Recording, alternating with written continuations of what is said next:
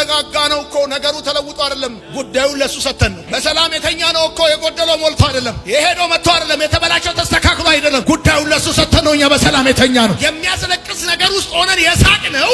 ያንን ጉዳይ ለእግዚአብሔር ሰተነው ነው። ሰው አንድ ጊዜ ከጸለየ በኋላ ጉዳዩን ለእግዚአብሔር ከሰጠ በኋላ በመጸለይና ባለመጸለይ መካከል አንድ አይነት ስሜት ሊኖር አይችልም። ከጸለይም በኋላ እንደ ቀድሞ ችግረኛ መስለን አንታይም። ሲያዩን እኮ ችግረኞች መስለን አንታይም። ይገርማቸዋል። ልብሳችንን ተኩሰን ታጥበን መጽሐፍ ቅዱሳችንን ይዘን ስንዘምር ሰዎች ሲያዩን ጥያቄና እንቆቅልሽ ያለብን አይመስላቸውም። ምክንያቱም እኛ የዘመርነው የሳቅነው ፊታችን ያበራው ችግረኛ ያልመሰልነው ጉዳያችንን ለሚመለከተው ለእውነተኛው በሰማይ ላለው ዳኛ ለእግዚአብሔር ሰጠነው። ለማን መስጠት እንዳለብን እናውቃለን። ለዘመዶቻችን አይደለም የኛን ጉዳይ የተውነው። ለጓደኞቻችን አይደለም የኛን ጉዳይ የተውነው። ማንም በእኛ ጉዳይ ኮንሰርንን ቢሆን ባይሆን አይከርመንም። ምክንያቱም አንድ ነገር እናውቃለን። በዙፋኑ ላይ የተቀመጠው እሱ ሁሉን አዲስ ያደርገዋል። ጌታ እንደዚህ ይላችኋል። ጉዳይሽን እየተከታተልኩት ነው።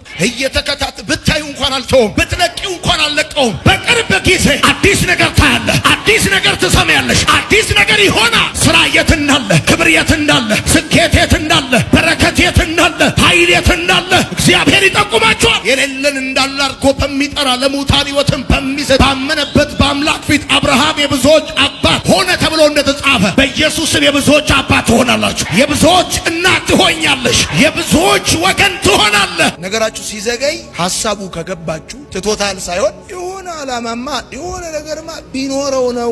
ሐሳቡ ከገባችሁ ለሁሉም ሰው የተከፈተ በር ለእናንተ ኮንክሪት ሲሆን የሆነ ነገርማ እግዚአብሔር ሐሳቡ ከገባችሁ ያለ ምክንያት አይደለም በዚህ መንገድ የሚያሳልፈኝ እንዲህ የሚያወራኝ የሚሟገተኝ የሚታገለኝ ብላችሁ ካላችሁ በቃና ዘገሊላ ውሃው እንዴት ወይን ጠጅ ሊሆን ይችላል? በቃ አለቀ። ሐሳቡን አግኝተዋለች እዛ ቤት በቃ የተባለ ያለቀ ነገር አለ። ለሚመለስ ጸሎት ሐሳቡን ማግኘት በጣም እግዚአብሔር በእናንተ ህይወት ላይ ያለው ሐሳብ በዛም ታይም ሊላችሁ የፈለገውን ማለት ነው። እንግዲያውስ እነግራችኋለሁ፣ እግዚአብሔር ምስክሬ ነው። ይሄ የረፍት ሲዝናችሁ ነው። ይሄ የምትሰሙበት ሲዝን ነው። ይሄ ወደ ስፋት የምትወጡበት ሲዝን ነው።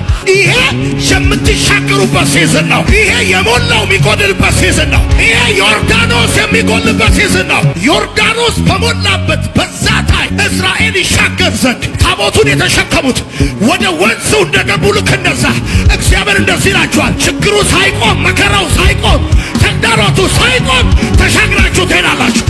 አልፋችሁ ትሄዳላችሁ። ወሬኛ ማውራቱን ሳይቆም ችግሩ፣ ጥያቄው፣ መከራው፣ ተግዳሮቱ አይቆም። የእናንተ ታይም ከሆነ የእናንተ ሲዝን ከሆነ የእናንተ ሰዓት ከሆነ ዋናው ጉዳይ የእናንተ ታይም ከሆነ የነገሩ መጉደል አይደለም የመሻገራችሁ ማረጋገጫ። የነገሩ መጉደል አይደለም። ነገሩ ከባድ ሆነ ቀላል ሆነ፣ ነገሩ ሞላ ጎደለ፣ እሱ አይደለም ዋናው ጉዳይ። እንደዚህ ጸለይኩላችሁ። ይሄ ሲዝናችሁ ነው። ይኸውላችሁ ቀልዳችሁን እግዚአብሔር ትምህርት ያደርገዋል። ይኸው ጌታ ኢየሱስ ምስክሬ ነው። ከዚህ ወራት በፊት ስታወራ የሳቁብህ ሰዎች አሁን እያሳደዱ ይሰማዋል። ከዚህ በፊት ስትሰብካቸው፣ ስታወራቸው፣ ስትጸልይላቸው ከምንም ያልቆጠሩ ሰዎች እያሳደዱ ይሰማዋል። ጸሎታችሁን እንዳታምኑ። ብዙ ሰዎች ጸሎታቸው ነው የሚያምኑት፣ እግዚአብሔርን አይደለም የሚያምኑት። እግዚአብሔርን በማመንና ጸሎትን በማመን መካከል ልዩነት አለ። ጸሎት አይታመንም። አዎ ጸሎት ከእግዚአብሔር ጋር ፌሎሺፕ